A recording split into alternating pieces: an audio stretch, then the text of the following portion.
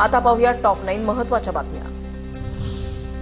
27 जानेवारीला बँकांचा एक दिवसीय देशव्यापी संप, युनायटेड फोरम ऑफ बँक युनियनकडून निर्णायक लढ्याची घोषणा, बँकेच्या कर्मचाऱ्यांसाठी 5 दिवसांच्या आठवड्याची मागणी।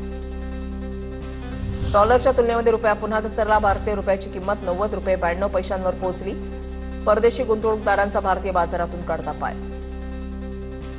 10वीची परीक्षेची प्रवेशपत्र आजपासून ऑनलाईन मिळणार, प्रवेशपत्रांसाठी विद्यार्थ्यांकडून कोणतेही अतिरिक्त शुल्क घेऊ नये, महाराष्ट्र राज्य माध्यमिक आणि उच्च माध्यमिक शिक्षण मंडळाच्या सूचना। भारतीय अर्थव्यवस्थेची घोडदौड कायम, भारताचा जीडीपी 7.3% राहणार असल्याचा आंतरराष्ट्रीय नाणेनिधीचा अंदाज, जागतिक मंदीचं वातावरण असतानाही भारतीय अर्थव्यवस्था जोरात। मुंबईसह राज्यामध्ये थंडीचा कडाका पुन्हा एकदा वाढणार, हवामान खात्याचा अंदाज, पहाटे आणि रात्रीच्या वेळेला गारठा अधिक तीव्र होणार, वाढलेल्या गारठ्यामुळे आजारांना निमंत्रण मिळण्याचा धोका। एकाच अपत्याला जन्माची परवानगी देण्याचं धोरण राबवल्यानंतर चीनमधील जन्मदर घसरला, चीनमधील जन्मदरामध्ये 17% घट, जन्मदर वाढावा यासाठी चीनचे सरकारकडून अनेक उपाययोजना सुरू। निवडणूक कामांसाठी एसटी बस दिल्यानं 38 लाखांचं उत्पन्न, एसटी महामंडळाला महापालिका निवडणुकांनी चांगलाच आधार दिला, संपूर्ण राज्यभरात महामंडळानं कोट्यवधी रुपयांचं उत्पन्न कमावलं। भारतीय संघाच्या खेळाडूंनी जंगल सफारीचा आनंद लुटला, मैदानावर क्रिकेटचा थरार रंगण्यापूर्वी काही खेळाडू पेंचच्या जंगलामध्ये कर्णधार सूर्यकुमार यादव, ईशान किशन, रिंकू यादव, रवी बिश्नोई यांनी केली जंगल सफारी। मुंबई उपनगरातल्या टॉप 9 बातम्या पाहूयात। मुंबईच्या जुहू परिसरात भरधाव वेगाने येणाऱ्या मर्सिडीजची ऑटो रिक्षाला धडक, ऑटो रिक्षा चालक गंभीर जखमी, बॉलिवूड सुपरस्टार अक्षय कुमारच्या ताफ्याच्या मागे असलेल्या रिक्षाचा कारची धडक। MMRDA मेट्रो 7 प्रकल्पाच्या कामासाठी अप्पर वैतरणा मुख्य जलवाहिनीचा काही भाग वळवला, धारावी, भांडूप, घाटकोपरमध्ये आज पाणी पुरवठा बंद। कांदिवली आणि बोरिवली स्थानकादरम्यान 6व्या रेल्वे मार्गिकेचे काम पूर्ण, विरार फास्ट लोकल अधिक जलद गतीनं धावणार, मुंबई सेंट्रलपासून बोरिवलीपर्यंत मेल एक्सप्रेस आणि लोकल ट्रेन स्वतंत्रपणे धावणार।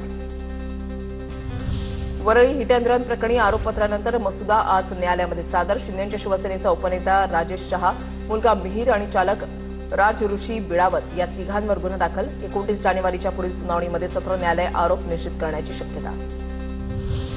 छत्रपती शिवाजी महाराज टर्मिनस आणि दादरमधून धावणाऱ्या 5 एक्सप्रेस LTT आणि पनवेलमधून धावणार, मध्य रेल्वेकडून रेल्वे बोर्डाकडे प्रस्ताव सादर, मेन लाईनवरील लोकल सेवेमधील एक्सप्रेसचा अडथळा दूर होणार।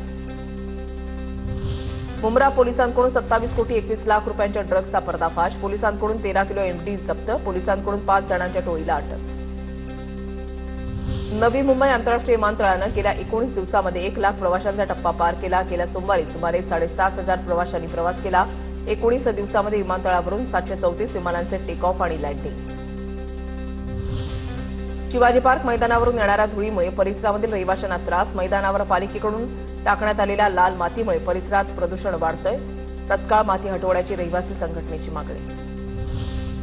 बॉलिवूडमधील दिग्दर्शक करण जोहर यांनी मुंबईच्या खार परिसरामध्ये 8 कोटींचा फ्लॅट खरेदी केला, पाली विंटेज या इमारतीमधील फ्लॅटची खरेदी, फ्लॅटच्या व्यवहाराकरता 48 लाख रुपयांचं मुद्रांक शुल्क भरलं। पुणे जिल्ह्यामधल्या टॉप 9 घडामोडींचा आढावा घेऊयात।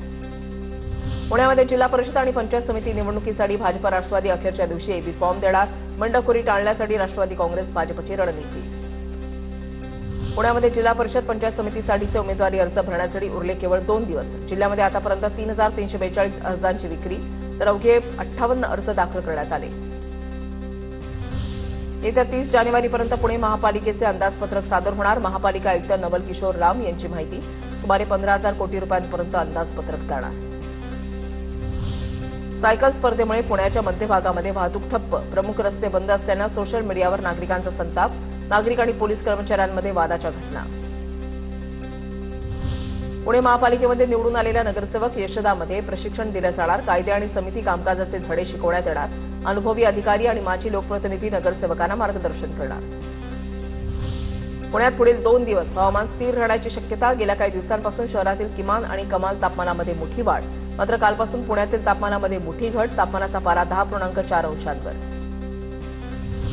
पुण्याच्या ससून रुग्णालयामधून कैद्याचं पलायन, अल्पवयीन मुलीवर अत्याचार प्रकरणामधील आरोपीनं आयसीयूच्या स्वच्छतागृहाची काच उचकटून पलायन केलं, सनी गौतम कुचेकर असं आरोपीचं नाव। पुण्याच्या